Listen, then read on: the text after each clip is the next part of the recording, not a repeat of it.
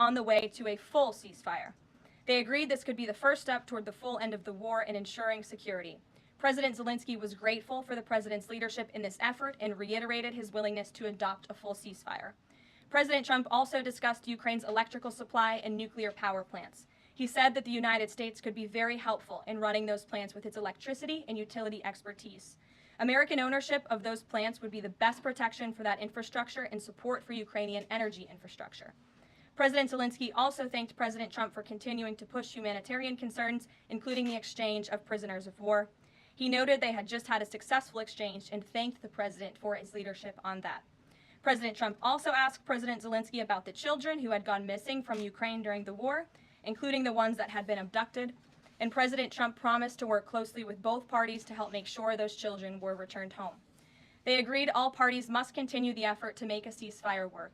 The presidents noted the positive work of their advisors and representatives, especially Secretary Rubio, National Security Advisor Mike Waltz, Special Envoy Kellogg, and others.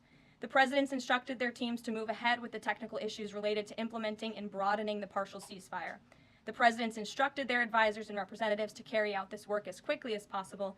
The presidents emphasized that in further meetings, the teams can agree on all necessary aspects of advancing toward lasting peace and security.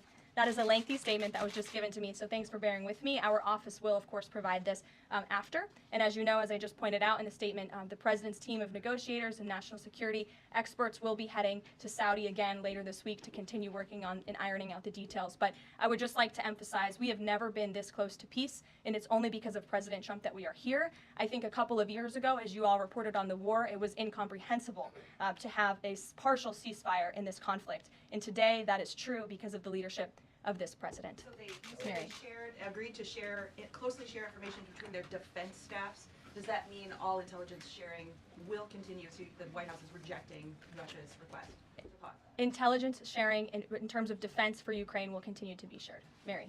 Thanks, Karoline. I have two questions. One on the United States Institute of Peace and then on the Supreme Court, if that's okay. Sure. So on the United States Institute of Peace, this is a little bit wild. I understand the old president refused to leave after he was removed from his position. He barricaded himself in his offices, had to be escorted out by police, left the building without Wi-Fi, telephones, elevators, and more, and is now telling media that Doge broke in and illegally removed him. So can you comment on a sequence of events and specify, did Doge illegally enter? I'm really glad you brought this up, Mary. We were made aware of this story by individuals at Doge, at Elon Musk's team, and also at the State Department who were unable to access this building. And it became very clear that there was a concerted effort amongst the